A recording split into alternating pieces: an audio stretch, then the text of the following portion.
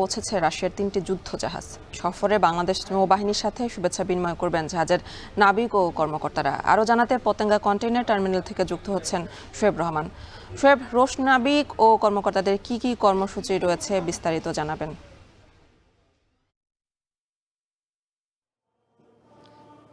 এইমাত্রই চট্টগ্রাম বন্দরের পতেঙ্গা কন্টেইনার টার্মিনালে এসে পৌঁছেছে রাশিয়ার 3টি যুদ্ধজাহাজ।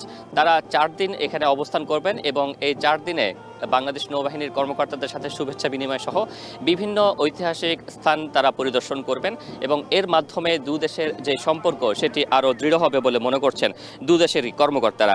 আমরা দেখেছি যে শুধুমাত্র রাশিয়ার এই যুদ্ধজাহাজই নয়, 2023 সালের জানুয়ারিতে কিন্তু রয়্যাল নেভি অর্থাৎ যুক্তরাজ্যের যে নেভি রয়েছে সেই রয়্যাল নেভির যুদ্ধজাহাজ চট্টগ্রাম সফর করে এবং 2023 সালের শেষের দিকে রাশিয়ার একটি নৌবহর চট্টগ্রাম বন্দরে আসে এবং গেল বছর জুনে কিন্তু ভারতীয় একটি যুদ্ধজাহাজও কিন্তু চট্টগ্রাম বন্দরে ভ্রমণ করে যায়। অর্থাৎ দুদেশের মধ্যে সম্পর্ক, সামরিক সম্পর্ক এবং দুদেশের সামরিক কর্মকর্তাদের মধ্যে যে ধরনের সম্পর্ক রয়েছে সেই সম্পর্কগুলোকে আরও ঝালাই করে নেওয়ার জন্য মূলত এই ধরনের যেই সেই সফরগুলো মূলত হয়ে থাকে। এবং এই সফরকালে জাহাজ সময়ে যে সকল কর্মকর্তা এবং নাবিকরা রয়েছেন তারা নেভাল একাডেমিতে যে রেডিকন পয়েন্ট রয়েছে সেখানে পুষ্পস্তবক অর্পণ করবেন।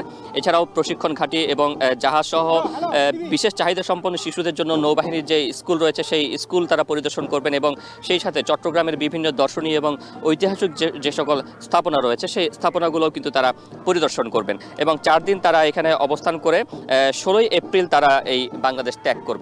এবং এই সফরের মূল উদ্দেশ্যই কিন্তু যেটি বলছিলাম শুরুতে, যে দুই দেশের যে সামরিক কর্মকর্তারা রয়েছেন বা দুই দেশের যে সামরিক সম্পর্ক সেই সামরিক সম্পর্ককে এগিয়ে নিয়ে যাওয়া এবং দুই দেশের মধ্যে যে তথ্য বা জ্ঞান রয়েছে সেই তথ্য বা জ্ঞানের আদান প্রদান এবং দুই দেশের কর্মকর্তাদের মধ্যে একটি সৌহার্দ্যপূর্ণ সম্পর্ক গড়ে তোলার উদ্দেশ্যে কিন্তু এই ধরনের সফরগুলো হয়ে থাকে। এবং আপনি জেনে থাকবেন যে বাংলাদেশের সাথে রাশিয়ার সম্পর্ক কিন্তু বাংলাদেশের জন্মলগ্ন থেকে অর্থাৎ স্বাধীনতা যুদ্ধের সময় থেকে কিন্তু তৎকালীন সোভিয়েত ইউনিয়ন বা বর্তমানের যে রাশিয়া তারা বাংলাদেশের যুদ্ধে সহায়তার জন্য কিন্তু তাদের নৌবহরকে প্রেরণ করেছিলেন এবং এরপরে চট্টগ্রাম বন্দরে সে সময়ে যুদ্ধকালীন সময়ে যে সকল মাইন পাতা হয়েছিল সেই মাইন অপসারণেও কিন্তু রাশিয়ার বাহিনী প্রায় 800 সৈনিক নৌবাহিনীর সদস্য 4 মাস ধরে কাজ করে কিন্তু তারা সে সকল মাইন অপসারণ করে গিয়েছে। এই যে ঐতিহাসিক যে সম্পর্ক সেই ঐতিহাসিক সম্পর্ককে আরও দৃঢ় করবে এবং সেই সম্পর্ককে আরও শক্ত মজবুত ভিত্তির উপর দাঁড় করাবে এই ধরনের যে সফর রয়েছে সেই সফরগুলো, তেমনটাই মনে করছেন নৌবাহিনীর কর্মকর্তারা।